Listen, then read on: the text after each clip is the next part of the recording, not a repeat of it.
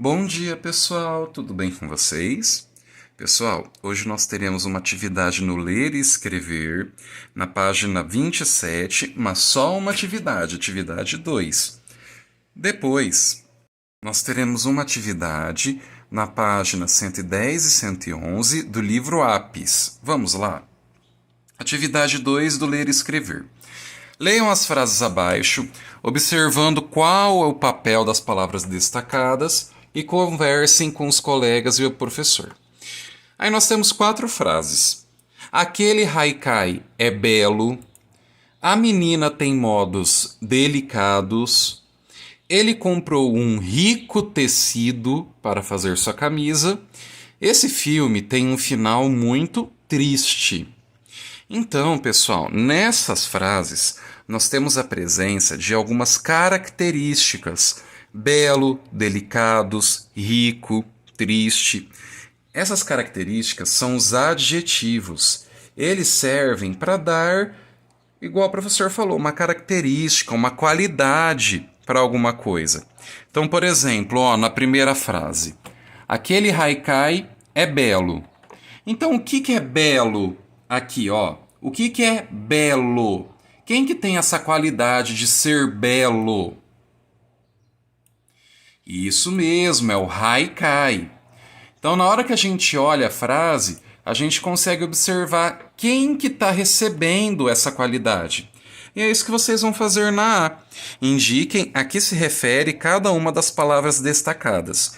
Então, vocês vão observar o que é belo, o que é delicado, o que é rico e o que é triste.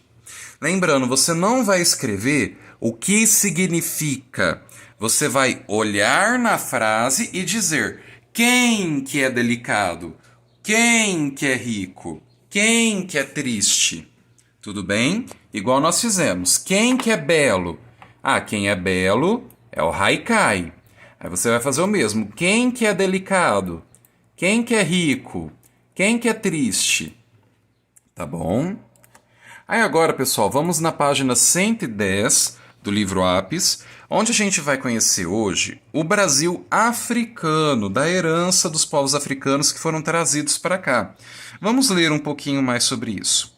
O Brasil africano. Até aproximadamente 1530, a principal atividade econômica dos portugueses no Brasil foi a extração do pau-brasil, feita com mão de obra indígena.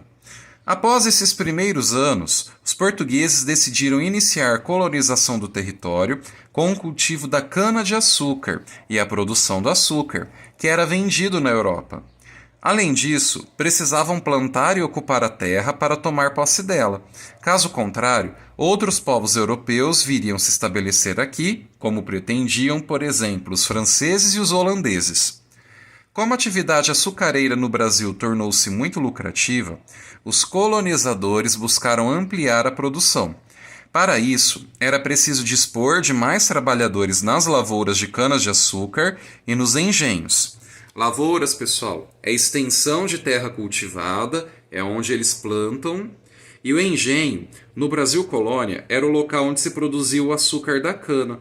Os engenhos ficavam mais próximos ao litoral, principalmente do Nordeste. Os portugueses passaram a usar mão de obra escravizada trazida de diferentes regiões da África. Esses homens e mulheres possuíam culturas, línguas, religiões, habilidades e costumes diversos.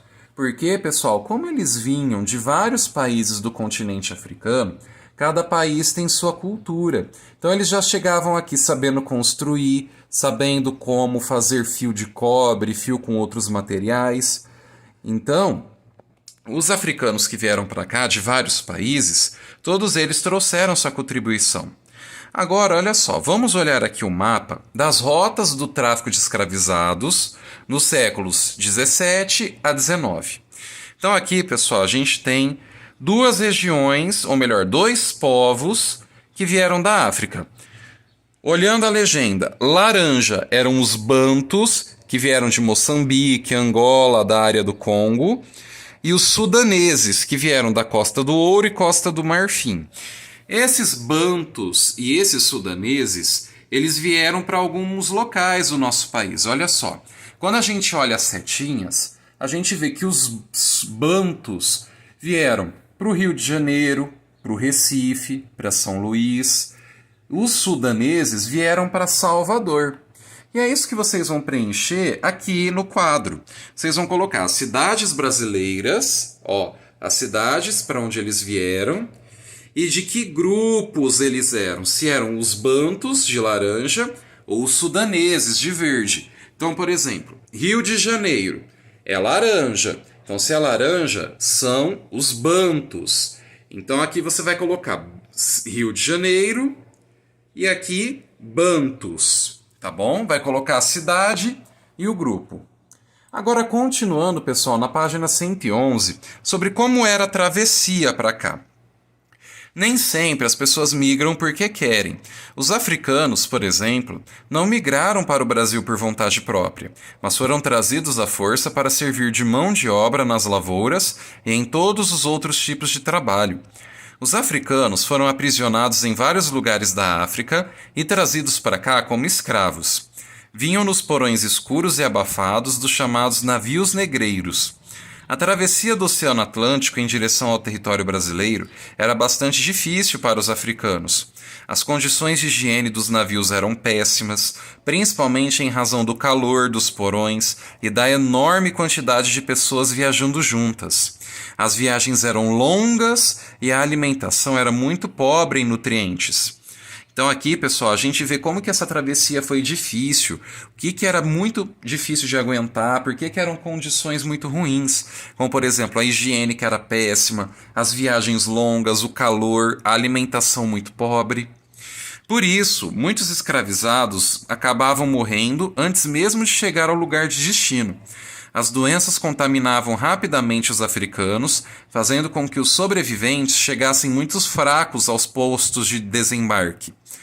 Os africanos que se tornavam escravos geralmente eram separados de seus parentes e amigos no momento do embarque dos navios negreiros.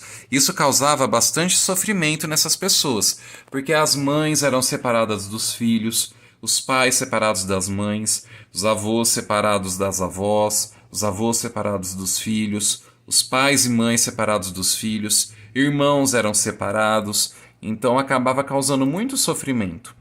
E aqui a gente tem até uma imagem de como eram as condições nesses navios. Olha só a quantidade de pessoas que tem aqui dentro para o espaço. Tem pouco espaço, eles têm que deitar um perto do outro, eles têm que ficar com pouca roupa porque era muito calor. Então, era infelizmente condições muito difíceis. 2. Vamos pensar agora. Por que a travessia do Atlântico era muito difícil para os africanos?